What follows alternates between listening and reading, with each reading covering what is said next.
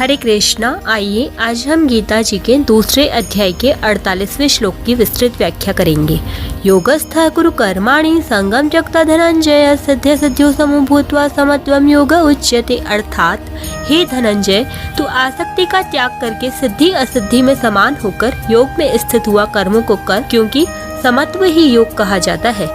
व्याख्या है संगम त्यक्त्वा, किसी भी कर्म में, किसी भी कर्म के फल में, किसी भी देश काल घटना परिस्थिति अंतःकरण बहिकरण आदि प्राकृत वस्तु में तेरी आसक्ति न हो, तभी तू निर्लिप्तता पूर्वक कर्म कर सकता है। अगर तू कर्म फल आदि किसी में भी चिपक जाएगा तो निर्लिप्तता कैसे रहेगी, और निर्लिप्तता रहे बिना वह कर्म मुक्तिदायक कैसे होगा। सिद्ध्य सिद्धियों समो भूत्वा, आसक्ति के त्याग का परिणाम क्या होगा। सिद्धि और असिद्धि में समता हो जाएगी। कर्म का पूरा होना या न होना, सांसारिक दृष्टि से उसका फल अनुकूल होना या प्रतिकूल होना, उस कर्म को करने से आदर निरादर प्रशंसा निंदा होना, अंतःकरण की शुद्धि होना या न होना आदि आदि जो सिद्धि और असिद्धि है उसमें समान रहना चाहिए। कर्म योगी की इतनी समता अर्थात निष्काम भाव होना चाहिए कि कर्मों की पूर्ति हो चाहे न हो, फल की प्राप्ति हो चाहे न हो, अपनी मुक्ति हो चाहे न हो, मुझे तो केवल कर्तव्य कर्म करना है। साधक को असंगता का अनुभव न हुआ हो, उसमें समता न आई हो, तो भी उसका उद्देश्य असंग होने का सम होने का ही हो। जो बात उद्देश्य में आ जाती है वही अंत में स्थित हो जाती है। अतः साधना रूप समता से अर्थात अंतःकरण की समता से साध्य रूप समता स्वतः आ जाती है। योगस्थः कुरु कर्माणि, सिद्धि असिद्धि में सम होने के बाद उस समता में निरंतर अटल स्थित रहना ही योगस्थ होना है। जैसे किसी कार्य के आरंभ में गणेश जी का पूजन करते हैं तो उस पूजन को कार्य करते समय हरदम साथ में नहीं रखते। ऐसे ही कोई यह न समझ ले कि आरंभ में एक बार सिद्धि असिद्धि में सम हो गए तो अब उस समता को हरदम साथ में नहीं रखना है, राग द्वेष करते रहना है। इसलिए भगवान कहते हैं कि समता में हरदम स्थित रहते हुए ही कर्तव्य कर्म को करना चाहिए। समत्वम योग उच्यते, समता ही योग है, अर्थात समता परमात्मा का स्वरूप है। वह समता अंतःकरण में निरंतर बनी रहनी चाहिए।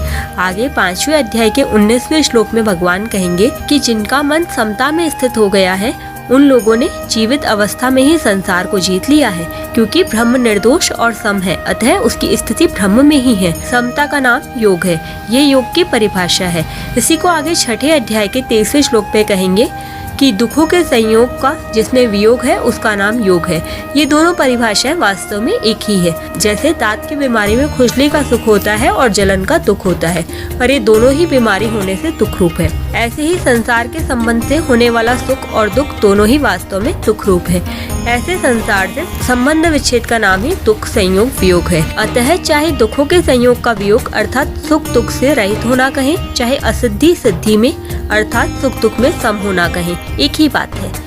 इस श्लोक का तात्पर्य यह हुआ कि स्थूल सूक्ष्म और कारण शरीर से होने वाली मात्र क्रियाओं को केवल संसार की सेवा रूप से करना है, अपने लिए नहीं। ऐसा करने से ही समता आएगी। यहाँ स्वामी जी ने बुद्धि और समता संबंधी कुछ विशेष बातें बताई हैं। वे इस प्रकार हैं। बुद्धि दो तरह की होती है, अव्यवसायत्मिका और व्यवसायत्मिका, जिसमें सांसारिक सुख भोग आराम मान बढ़ाई आदि प्राप्त करने का ध्येय होता है, वह बुद्धि अव्यवसायत्मिका होती है। जिसमें समता की प्राप्ति करने का, अपना कल्याण करने का ही उद्देश्य रहता है, वह बुद्धि व्यवसायत्मिका होती है। अव्यवसायत्मिका बुद्धि अनंत होती है और व्यवसायत्मिका बुद्धि एक होती है। जिसकी बुद्धि अव्यवसायत्मिका होती है वह स्वयं अव्यवसायी होता है, बुद्धयो व्यवसायी नाम, तथा वह संसारी होता है। जिसकी बुद्धि व्यवसायत्मिका होती है वह स्वयं व्यवसायी व्यवस्थित होता है तथा वह साधक होता है। समता भी दो तरह की होती है, साधन रूप समता और साध्य रूप समता।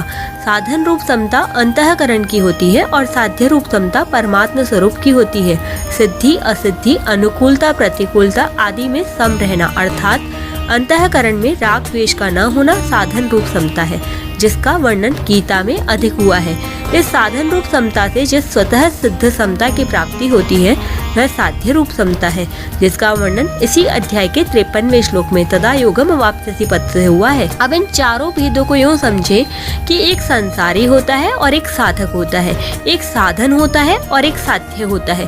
भोग भोगना और संग्रह करना, यही जिसका उद्देश्य होता है वह संसारी होता है। उसकी एक व्यवसायत्मक बुद्धि नहीं होती, प्रत्युत कामना रूपी शाखाओं वाली अनंत बुद्धियां होती है। मेरे को तो समता की प्राप्ति ही करनी है, चाहे जो हो जाए, ऐसा निश्चय करने वाले की व्यवसायत्मक बुद्धि होती है। ऐसा साधक जब व्यवहार क्षेत्र में आता है तब उसके सामने सिद्धि असिद्धि, लाभ हानि, अनुकूल प्रतिकूल परिस्थिति आदि आने पर वह उनमें समान रहता है, राग द्वेष नहीं करता। इस साधन रूप समता से वह संसार से ऊंचा उठ जाता है। साधन रूप समता से स्वतः सिद्ध समरूप परमात्मा की प्राप्ति हो जाती है। यहाँ परिशिष्ट भाव यह है कि पातंजल योग दर्शन में चित्तवृत्ति निरोध रूप साधन को योग कहा गया है। इस योग के परिणाम स्वरूप दृष्टा की स्वरूप में स्थिति हो जाती है। इस प्रकार पातंजल योग दर्शन में योग का जो परिणाम बताया गया है उसी को गीता योग कहती है। समत्वम योग उच्यते। तात्पर्य है कि गीता चित्तवृत्तियों से सर्वथा संबंध विच्छेद पूर्वक स्वतः सिद्ध सम स्वरूप में स्वाभाविक स्थिति को योग कहती है। इस योग अर्थात समता में स्थित होने पर फिर कभी इससे वियोग अर्थात व्युत्थान नहीं होता, इसलिए इसको नित्य योग भी कहते हैं। चित्तवृत्तियों का निरोध होने पर तो निर्विकल्प अवस्था होती है, पर समता में स्वतः सिद्ध स्थिति का अनुभव होने पर निर्विकल्प बोध सहजावस्था होती है। निर्विकल्प बोध अवस्था नहीं है, प्रत्युत संपूर्ण अवस्थाओं से अतीत तथा उनका प्रकाशक एवं संपूर्ण योग साधनों का फल है। अवस्था तो निर्विकल्प और सविकल्प दोनों होती है, पर बोध निर्विकल्प ही होता है। इस प्रकार गीता का योग पातंजल योग दर्शन के योग से बहुत विलक्षण है। पातंजल योग दर्शन के योग का अधिकारी वह है जो मूढ़ और क्षिप्त वृत्ति वाला नहीं है, प्रत्युत विक्षिप्त वृत्ति वाला है।